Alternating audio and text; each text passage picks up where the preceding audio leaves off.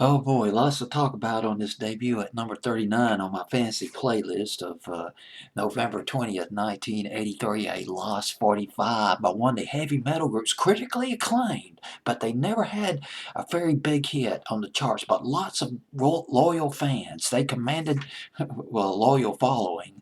Rainbow, Street of Dreams at number 39, debuting on my fancy playlist at the fall of 1983.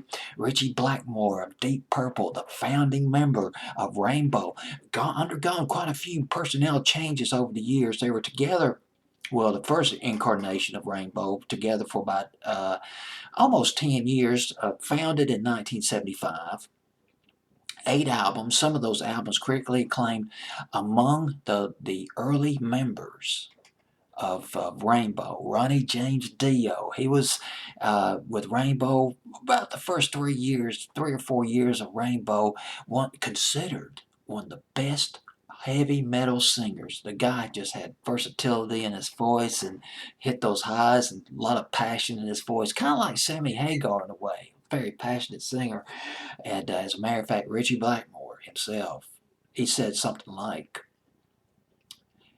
when I hear Ronnie James Dio sing, sends shivers up my spine. That is high praise coming from Richie Blackmore, believe me. Because now Richie Blackmore's a guitarist. When it came to guitars, a lot of guitars Richie Blackmore had a low opinion of. And he's renowned for being very talented, but also having a big ego. So Ronnie James Dio, but now Ronnie James Dio, he left the group by about 1978 or 79. Well, let's go ahead and, as a matter of fact, I want to talk about Richie Blackmore for a minute because he kind of fascinates me in a way.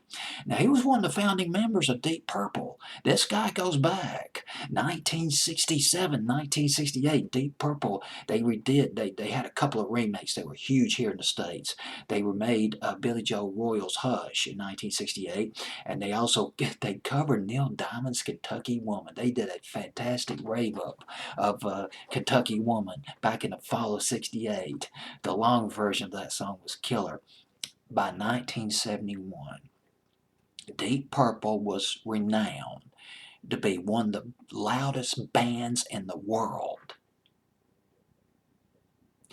They became big fast here in the States. They're from England. They became very big quite rapidly here in the States.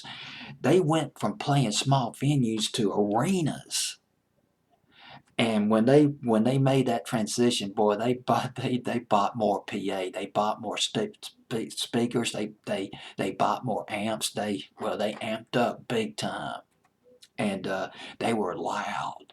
And when they went to England, when they would go back to England, they'd go back to playing these small venues, but the wattage still remained the same. The amps, the loudness still remained the same.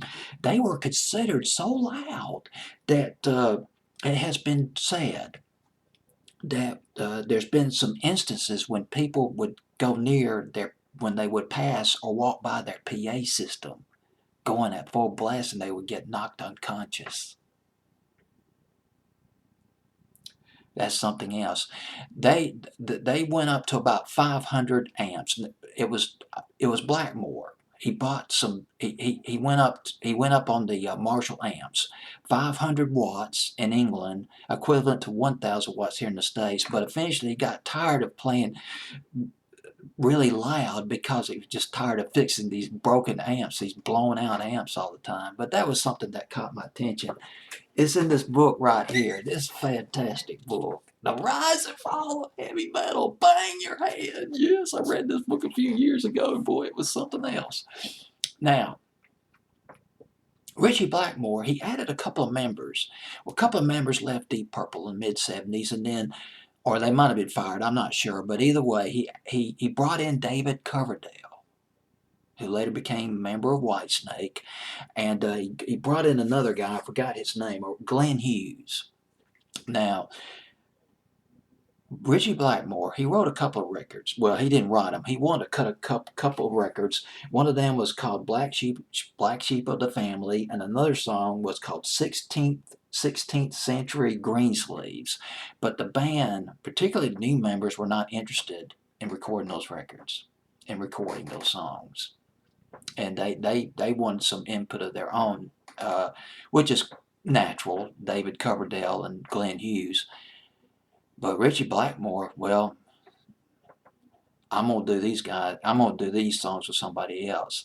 He teamed up with Ronnie James Dio and the band, and Ronnie James Dio's band. It was called Elf. Elves or Elf, I believe it was just Elf, by 1965. And Ronnie James Dio, he goes back. He formed the group Elf or Elves back in 1967. This guy's been singing for a long time. These guys were veterans by the 80s. Well, anyway, they record those songs by Richie Blackmore. Well, that Richie Blackmore wanted to record, and with the Ronnie James Dio band, and Richie Blackmore was pleased. Let's put these songs on an album, and they came up with an album, and they became Rainbow. And they got their name from Rainbow's Bar and Grill in Los Angeles, located in West Hollywood in Los Angeles. One of the founding members of the Rainbow Bar and Grill by the Roxy Theater in LA, baby. One of the founding members was Lou Adler. Lou Adler, producer of the Mamas and Papas, and he produced all of Carole King's big hits back in the early to mid 70s. Lou Adler. Boy, that was a rock and roll hangout back in the 70s and 80s, the Rainbow Bar and Grill. Mickey Dolenz of the Monkees, Harry Nilsson, Ringo Starr, Alice Cooper, man. Yes, it was a hit place back in the day. But now let's get to this. Now, here's the deal. Rainbow's first charted hit came in 1979, Since You've Been Gone. Only went up to number 57. Their biggest hit was Stone Cold. Stone Cold. This was in the spring of 82. Went up to number 40. This record, Street of Dreams, on my fancy playlist at number 39, is from the album. Bear with me, I forget. Been Out of Shape. That's the name of the album. And their seventh album. They broke up 1984, 1985. And, well, that's at number Street of Dreams at number 39 on my fancy playlist. I was going to look over my notes here and see if there was anything else that I might have missed. I think I touched all the basics or all the things that I wanted to touch in this video. My goodness. All right, well, that's it, folks. We got Rainbow. Went to number 60 on Billboard's Hot 100, but doing a lot better on my fancy playlist at number 39. Fancy playlist, November 20th, 1983. Street of Dreams. It is Rainbow.